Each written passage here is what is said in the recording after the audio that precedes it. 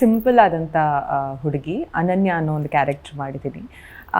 I guess ತುಂಬ ಜನ ಹುಡುಗಿರಿಗೆ connect ಆಗುವಂಥ ರೋಲ್ ಇದು. ಒಂದು ಒಳ್ಳೆ ಇಷ್ಟ ಆಗೋಂಥ ಕ್ಯಾರೆಕ್ಟರ್ ಕೂಡ. ಹಾಂ ಯಾ ಬಿಕಾಸ್ ತುಂಬಾ ಸಿಂಪಲ್ ಆದಂಥ ಹುಡುಗಿ, ಅಂದರೆ ಏನೇ ಹೇಳಿದ್ರು ಐ ಗೆಸ್ ನಂಬ್ಕೊಳ್ಳೋಳು. ಆ ಥರ ಇರುವಂಥ ಕ್ಯಾರೆಕ್ಟರ್ಸ್ ಏನಾಗುತ್ತೆ ಅಂತಂದರೆ ಏನೋ ಒಂದು ಜಾಲದಲ್ಲಿ ಸಿಕ್ಕಾಕೊಂಡ್ಬಿಡ್ತಾಳೆ. ಆ್ಯಂಡ್ ದೆನ್ ಆ ಜರ್ನಿ ಹೇಗೆ ಹೋಗುತ್ತೆ, ಇವರೆಲ್ಲ ಹೇಗೆ ಸಿಗ್ತಾರೆ, ಇವರೆಲ್ಲ ಹೇಗೆ ಹೆಲ್ಪ್ ಮಾಡ್ತಾರೆ, ಅದೇ ಈ ಕ್ಯಾರೆಕ್ಟರ್ ಆರ್ಟ್ ಹೋಲ್ ಮೂವಿಯಲ್ಲಿ. ತುಂಬಾ ಒಳ್ಳೆ ರೋಲು. ಆ್ಯಸ್ ಐ ಸೆಡ್, ಒಂದು ಜರ್ನಿ ಥರನೇ ಹೋಗುತ್ತೆ. ನಂದು, ಶ್ರೇಯಸ್ ಅವ್ರದ್ದು, ದುನಿಯಾ ವಿಜಯ್ ಸರ್ದು ಆ್ಯಂಡ್ ಸಾಧು ಕೋಕಿಲ 4 ಜನರದ್ದು ಒಂದು ಜರ್ನಿ ಹೋಗುತ್ತೆ. ಆ್ಯಂಡ್ ಯಾರ ಕ್ಯಾರೆಕ್ಟರ್ ಕೂಡ ಎಲ್ಲೂ ಕೂಡ ಬೀಳಲ್ಲ.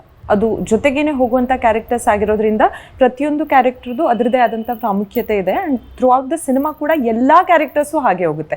ಅದರಲ್ಲಿ ಒಂದು female artist and male artist ಅಂತ ಅವರದು ಡಿಫ್ರೆನ್ಷಿಯೇಟ್ ಮಾಡೇ ಇಲ್ಲ. ನನ್ನ ಕ್ಯಾರೆಕ್ಟರ್, ನನಗೆ ಅದನ್ನು ಜಾಸ್ತಿ ಹೇಳ್ಬಿಟ್ರೆ ನಂಗೆ ಅದು ಎಷ್ಟು ಹೇಳೋದು ಅಂತ ಗೊತ್ತಾಗ್ತಾ ಇಲ್ಲ. ಹಾಂ ಅಂದರೆ ಒಂದು ಬಲೆಯಲ್ಲಿ ಸಿಕ್ಕಾಕೊಂಡಿರ್ತಾಳೆ. ಆ್ಯಂಡ್ ದೆನ್ ನಾನು ಹೇಳ್ದಂಗೆ ತುಂಬಾ ಸಿಂಪಲ್ ಹುಡುಗಿ ಅವಳು. ಆ ಬಲೆಯಲ್ಲಿ ಸಿಕ್ಕಾಕೊಂಡಾಗ ಇವರೆಲ್ಲ ಹೇಗೆ ಬರ್ತಾರೆ, ಅದು ಹೇಗೆ, ಎಷ್ಟು ಹೇಳಿ ಶ್ರೇಯಸ್?